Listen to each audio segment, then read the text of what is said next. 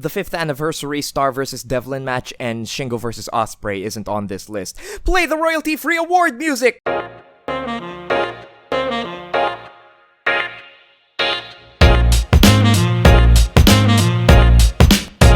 Jordan Devlin's insane athleticism mixed with his ability for excellent selling make this an awesome piece of work. Shane Strickland's not a guy I'm too familiar with, but he turns in a great performance here, working over Devlin's back, mixed in with some crazy spots that culminate with a fantastic finish that needs to be seen to be believed. Perhaps the best false finish of 2019 comes from this match.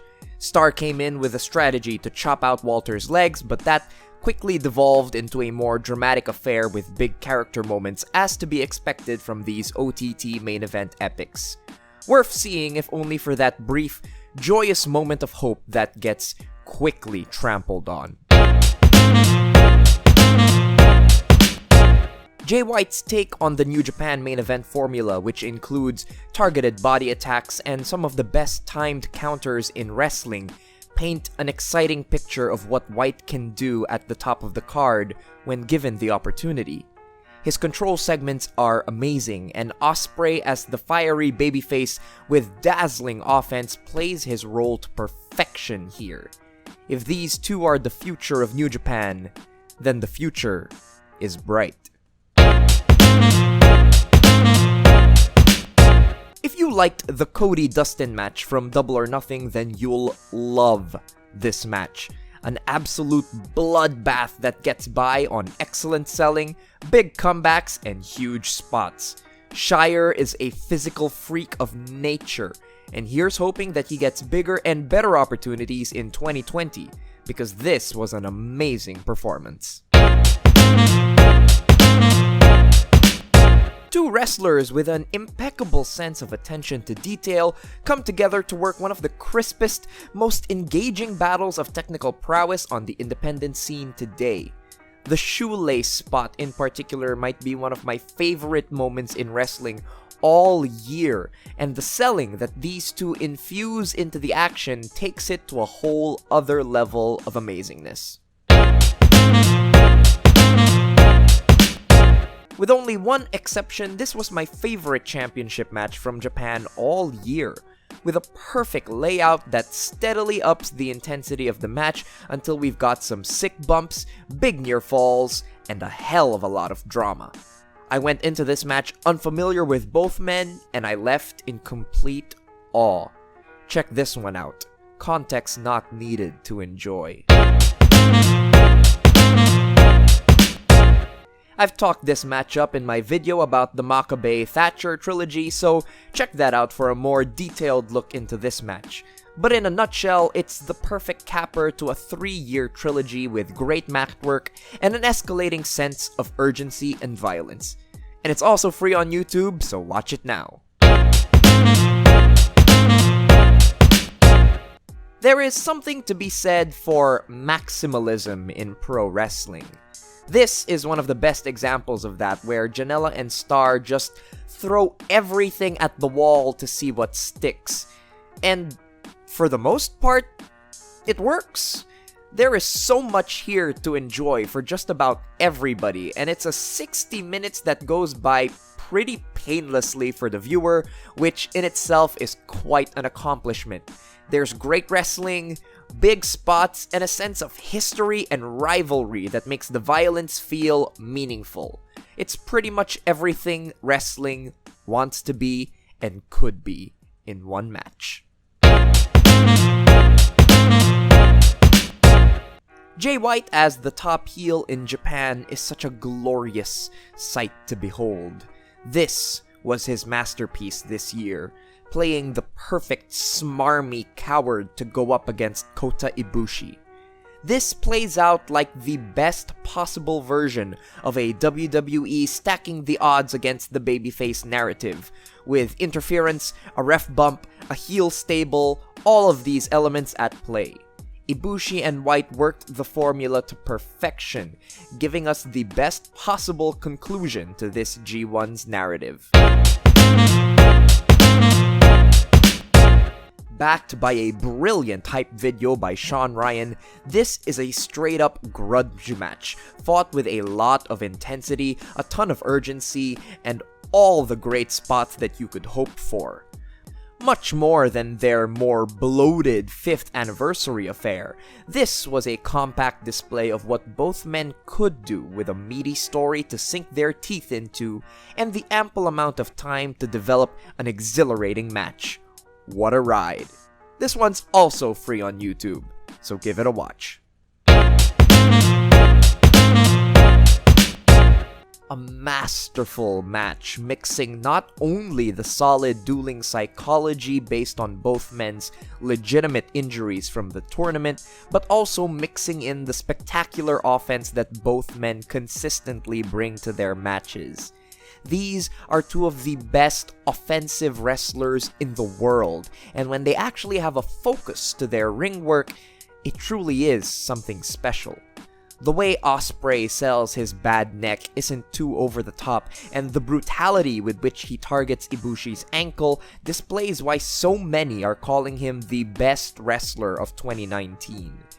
Ibushi, for his part, adds in that intensity to his offense that makes for a perfect test to Ospreay.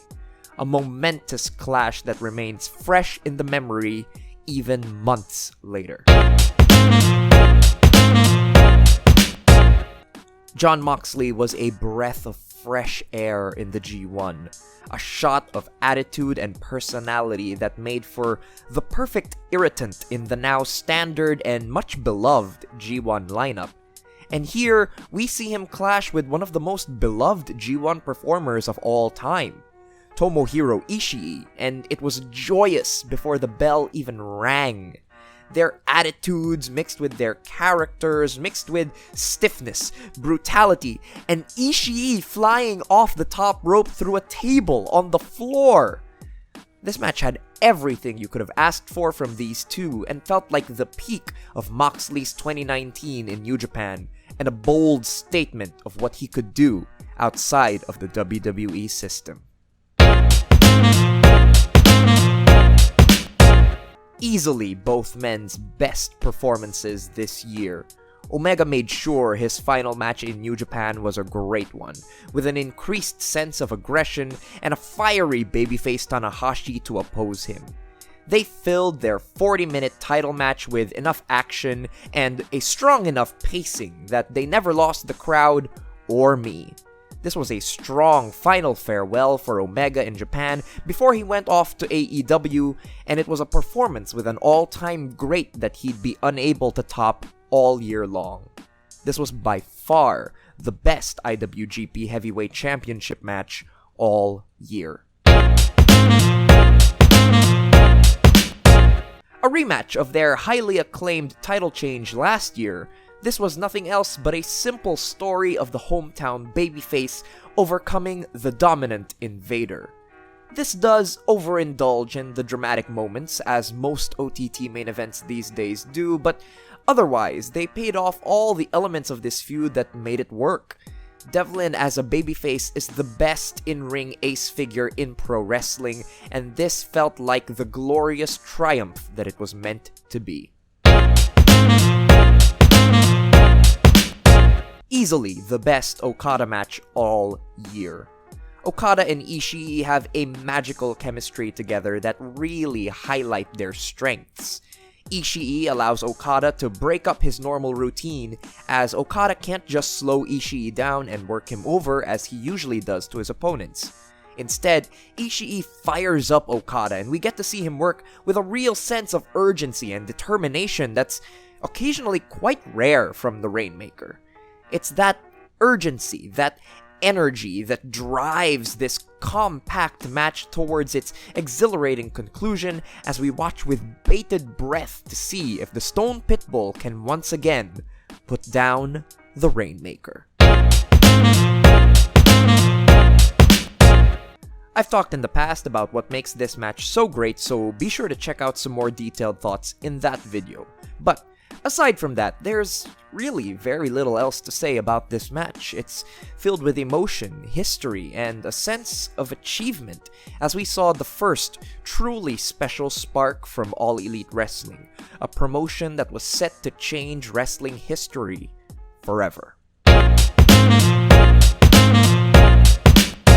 There is definitely some dissonance here between what Liger and Suzuki promised in the build as compared to what we actually got. Multiple times in the run-up to this match, Liger went out of his way to say that we would not be witnessing a wrestling match, but rather all-out murder. And yet, once Liger comes down to the ring, decked out as Battle Liger, his first instinct is to try and outwork Suzuki on the mat. Still, when you jump over that hurdle, what you're left with is masterful character work and storytelling. It's a brilliant display of what the guys at Psychology is Dead call foolish pride as Liger tries to take down Suzuki. It's a futile battle, but one that earns him respect as well as the number 4 spot on this list. Ever since the All Japan Kings Road matches of the 90s made the rounds, their influence has been felt throughout the wrestling world. See the Walking Kings Road series right here. Many have taken the wrong lessons from Kings Road, seeing only the superficial elements of big bumps and multiple near falls and apron spots. But Walter and Bate really understood what made those matches work. A sense of narrative, the portrayal of endurance, the need to overcome the obstacle before you. After a disappointing takeover bout against Pete Dunne to win the belt, Walter once again felt like the dominating force he had been on the indies when he was put up against Tyler Bate, who makes for a compelling and sympathetic babyface performance. This was the peak of the WWE NXT UK brand, and it doesn't get much better than this. A fantastic display of economy and wrestling, and a shining beacon of what makes Brock Lesnar one of the absolute best wrestlers of the year and of the decade.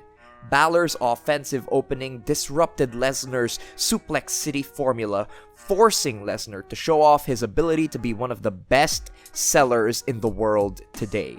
This was short, explosive, convincing. If anyone says Brock Lesnar is a bad wrestler, show them this match. It's as pro wrestling as it gets. The second chapter in making Kofi Kingston a star with the aid of the greatest wrestler of all time. A down-to-earth piece of excellent dueling limb psychology and selling from both performers. My favorite low blow spot of 2019. A simple but well-structured mask versus mask match executed to perfection.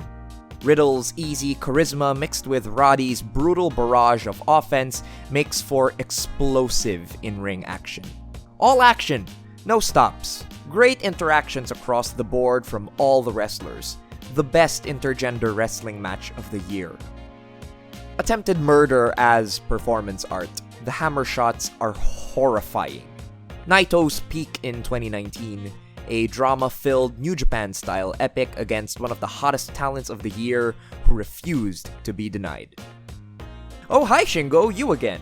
I liked the part where they hit each other real hard. Oh hi David, you again. I liked the part where they hit each other really hard.